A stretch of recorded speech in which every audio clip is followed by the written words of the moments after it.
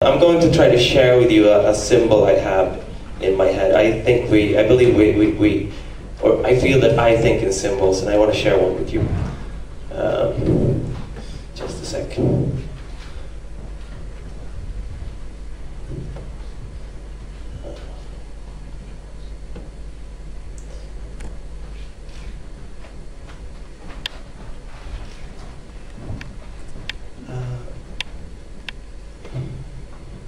Now this is awkward. Okay, now I think it's working. Yeah, this is the symbol. It's a computer-generated approximation of the symbol I have in my head. It's a symbol for time or progress. And to the left here we have things that have happened, and to the right there's everything that can happen.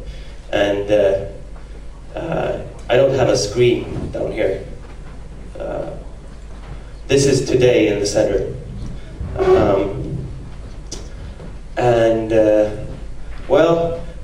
I think that we view time exponentially, or logarithmically rather, that the further we go back, the longer we kind of talk about as one thing. So the last century we tend to talk about decades, and the centuries before that we tend to talk about like half decades.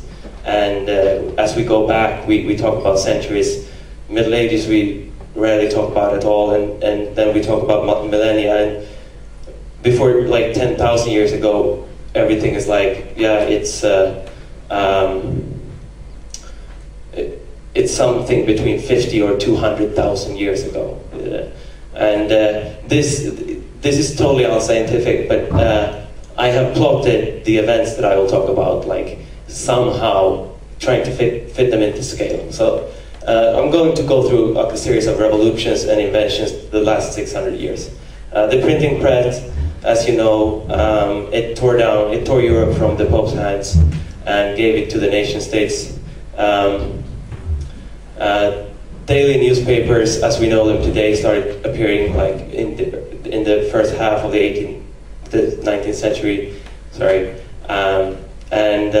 Then we have the telephone, and we have the photojournalism, the first time that people could really see what happened far away. Radio news, television, and then around 1970, the birth of the internet. This is actually a map of the internet in 1977 to the furthest of what they know. This is all the computers that were on the internet. Then the first cell phone networks and the World Wide Web. This is Tim Berners-Lee's own Nextcube, and it's the world's first web server. And then BitTorrent, of course. And I think we tend to see these like this, like individual innovations and revolutions. But if you zoom in time and you try to imagine what it would be like if you lived, like, say, 500 years into the future, then the gap between these inventions would shrink. And if you go even further, say 1,000 years, it begins to look like it's the same thing. And that's what I'm trying to postulate here.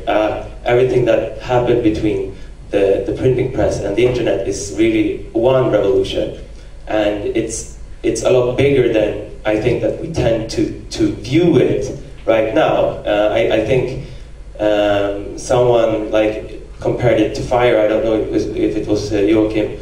I think that it's not as big as fire, but I think it's at least the biggest revolution since the agricultural revolution. It really changes people. It changes society. And I don't think the internet is doing this. I think it's communication and information and copying. And I think this is one and the same revolution. Now I'm going to show you how I can use this symbol to look at things that has happened and show you that what we feel is like hyper modern sometimes has roots that go way, way back further than we think. So, like 2,000 years ago, the Romans roamed the earth. They had chariots that they went to war with, and they built roads all across Europe, and they built roads all the way through England. And then they crumbled, the Roman Empire. But the roads were still there, and people kept using the roads.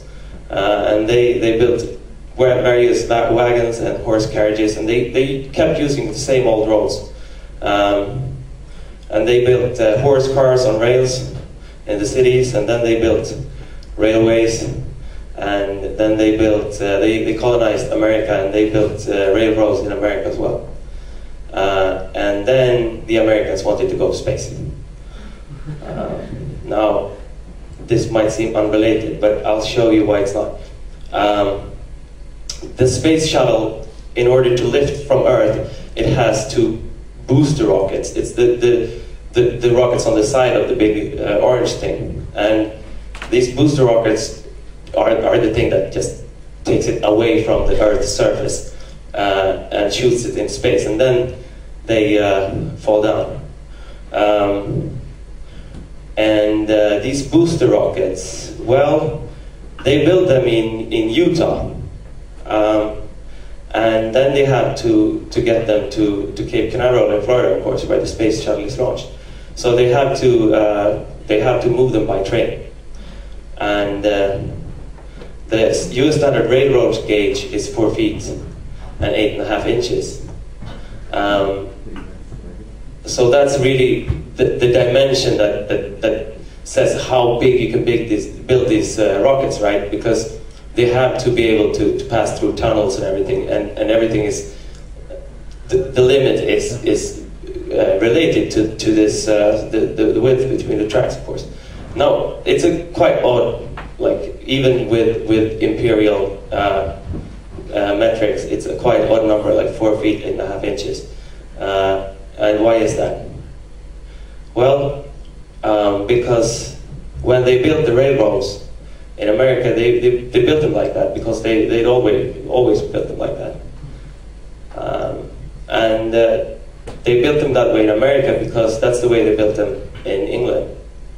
And they built them that way in England because that's the way they built the horse cars in the cities. And they built the horse cars like that, of course, because they used the same tools and measures as the old wagons. And the wagons, they built them like that because they had to, because the old tracks on the old roads, when they wanted to go on the old roads, they had tracks that were that size, and if they built the wheels any other way, they'd break.